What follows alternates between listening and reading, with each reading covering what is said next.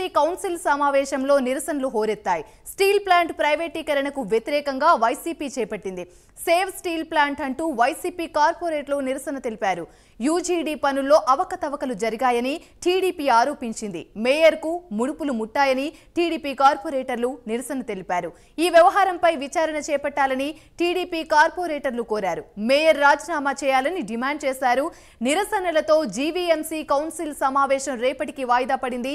ఇదే అంశానికి సంబంధించి మరిన్ని వివరాలు విశాఖ నుండి మా ప్రతినిధి నాయుడు లైవ్ ద్వారా మరిన్ని అప్డేట్స్ అందిస్తారు. నాయుడు.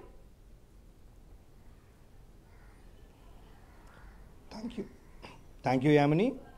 విశాఖ నగర పరిధికి సంబంధించి జీవీఎంసీలో పూర్తి స్థాయిలో ఈ మౌలిక సదుపాయాలు కావచ్చు, లేదంటే ప్రజలకు అందాల్సిన పూర్తి స్థాయి సమస్యలపై మొత్తం చర్చించేందుకైతే కనుక ఏర్పాటైనటువంటి ఈరోజు కౌన్సిల్ సమావేశం అయితే మాత్రం పూర్తిగా రసాభాసగా మారిందని కూడా మనం చెప్పుకోవచ్చు. ఎందుకంటే రాష్ట్రంలో కూటమి ప్రభుత్వం ఏర్పాటైన తర్వాత జరుగుతున్నటువంటి మొట్టమొదటి సమావేశం కూడా దీనికైతే ప్రధానమైన అజెండాలతో సుమారుగా 75 అంశాలతో కూడినటువంటి ఆ అంశాలను అయితే మాత్రం అజెండాలో చేర్చినప్పటికీ కూడా పూర్తి స్థాయిలో ఈరోజు మొత్తం ఇటు వైసీపీ కార్పొరేటర్లు కావచ్చు, ఇటు కూటమి కార్పొరేటర్లు కావచ్చు, మొత్తం ఓవరాల్గా ఒక్కొక్కరు ఒక్కొక్క అజెండాను ఎత్తుకొని అయితే మాత్రం వాళ్ళు పూర్తి స్థాయిలో చర్చకు సిద్ధమైన సమయంలో ఏదైతే మొట్టమొదటిగా వైసీపీ కార్పొరేటర్లు అయితే మాత్రం ఒక చర్చకు లేవదీసిన పరిస్థితి అయితే కనిపిస్తుంది. ఏదైతే ప్రధానంగా ఇటు రంగరాయ మెడికల్ కాలేజ్, కాకినాడలో జరిగినటువంటి రంగరాయ మెడికల్ కాలేజ్లో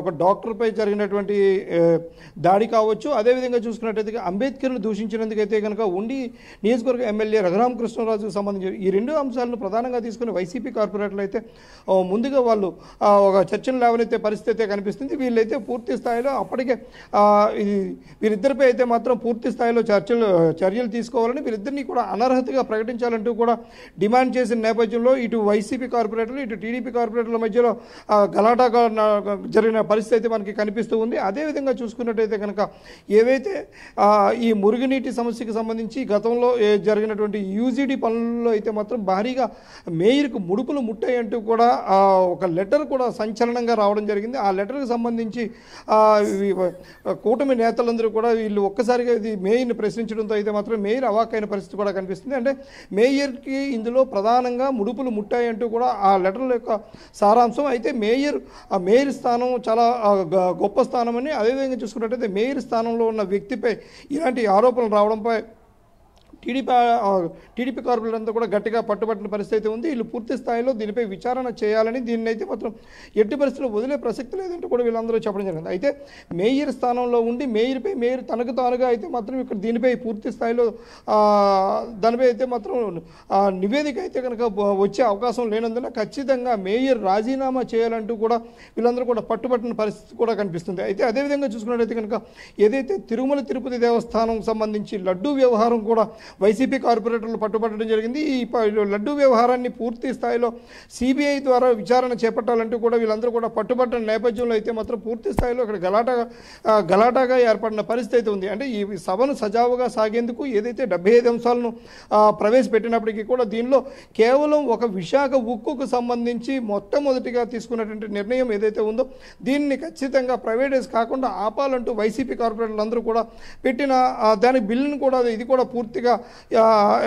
అయితే ఆగిపోయిన పరిస్థితి కూడా కనిపిస్తుంది. ఎందుకంటే దీన్ని పూర్తిగా సభ సజావుగా నడిస్తే కనుక దీన్ని పూర్తి స్థాయిలో ఆమోదించాలన్న ఒక ఉద్దేశంకి వచ్చే పరిస్థితి అయితే ఉంది. అయితే దీనికి సంబంధించి ఎవరు కూడా పూర్తి స్థాయిలో వీళ్ళెవరూ కూడా సహకరించకపోవడంతో అయితే మాత్రం దాన్ని కూడా పక్కదో పట్టిన పరిస్థితి అయితే ఉంది. అదేవిధంగా చూసుకున్నట్టు మిగతా ఏవైతే అజెండాలో ఉన్నటువంటి ఈ మురుగునీటి సమస్య కావచ్చు, లేదంటే ఈ ఎంప్లాయీస్ సంబంధించి ఆస్కోస్ ద్వారా ఈ ఏవైతే ఈ నిధులు సమకూర్చే అవకాశం ఉందో వీటన్నిటినీ కూడా పూర్తిగా అయితే మాత్రం పక్కదో పట్టించిన పరిస్థితి ఉంది. ఏ ఒక్కటి కూడా పూర్తిగా సభను అయితే మాత్రం ఏ విధంగా కూడా నడిచే విధంగా అయితే మాత్రం తీసుకురాలేదు. అదేవిధంగా చూసుకున్నట్టు లాస్ట్గా ఏదైతే జరిగిందో అంటే దీనికి సంబంధించి పూర్తి స్థాయిలో మేయర్పై అయితే మాత్రం మేయర్ ఖచ్చితంగా రిజైన్ చేయాలంటూ కూడా వీళ్ళు చేపట్టిన నిరసన అయితే మాత్రం ఒక చర్చకు వచ్చిన పరిస్థితి ఉంది. అయితే అప్పటికే 2 సార్లు మేయర్ అయితే కనుక అసహనానికి గురవడం, అదేవిధంగా 2 సార్లు కూడా సభను వాయిదా వేస్తూ కూడా ఆవిడ వెళ్ళిపోయడం జరిగింది. అయితే ఈ వాయిదా వేసి